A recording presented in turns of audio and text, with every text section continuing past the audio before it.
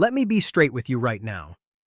If you have been told that you need $1.46 million saved before you can retire, and that number has you lying awake at 3 in the morning wondering if you completely missed the boat, I need you to stay right here, because what I am about to share with you in the next few minutes could genuinely change the way you see your entire retirement picture.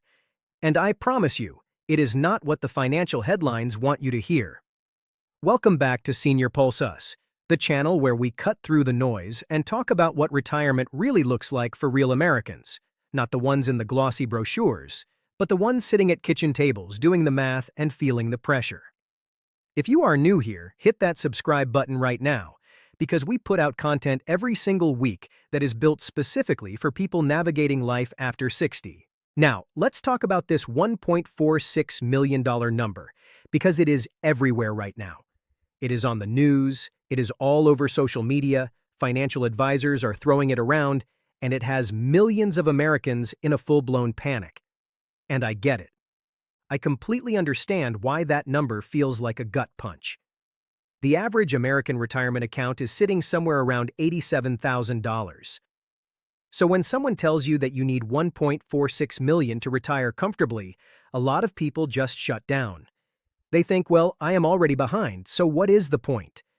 But here is what nobody is telling you, and this is the part that drives me absolutely crazy. That number is not a law. It is not a rule. It is not even close to a one-size-fits-all reality. It is a national average projection built on assumptions that may have absolutely nothing to do with your actual life. Let me break this down for you in plain language.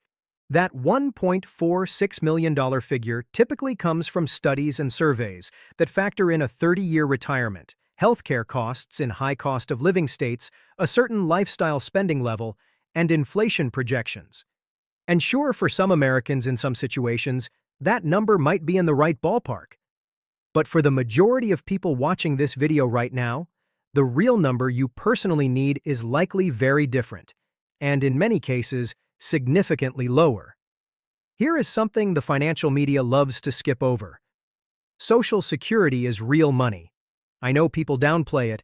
I know there are concerns about its future. But right now, today, the average Social Security benefit for a retired worker is around $1,900 a month. For a couple, that could be close to $3,500 to $4,000 a month combined. That is $40,000 to $48,000 a year coming in before you touch a single dollar of your savings.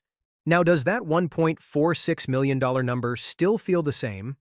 Because if your personal spending needs are around $55,000 a year, and Social Security is covering $40,000 of it, you only need your savings to generate $15,000 a year. Do the math on that, and the target changes completely. And that is exactly why panicking over a headline number without running your own personal numbers first is one of the most dangerous things you can do for your retirement planning. The media does not know your mortgage situation. They do not know if your house is paid off. They do not know if you are planning to downsize or relocate to a state with no income tax, or if your kids are grown and your expenses have dropped significantly. They just know that scary numbers get clicks, and unfortunately, clicks come before clarity. Now, I am not here to tell you that retirement planning is easy, or that you should not save aggressively if you have the ability to. Of course you should. Every dollar you save is a dollar working for you. But what I am pushing back hard against is this idea that if you do not have $1.46 million, you are somehow a failure, or retirement is off the table for you. That is simply not true, and I see it crushing people's hope every single day. Here is what actually matters. What does your specific monthly need look like?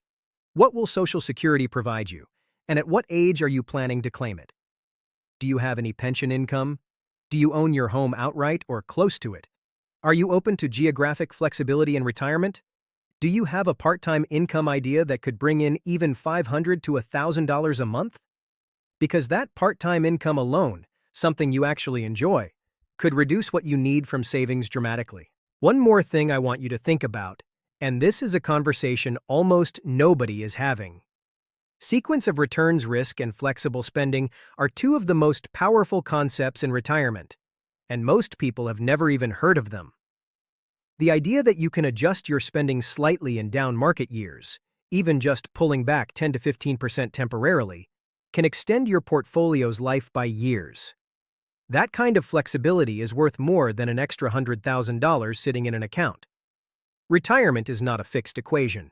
It is a living, breathing strategy that you adjust as you go. So where does that leave you right now? If you are feeling panicked, here is what I want you to actually do. Not just feel better, do.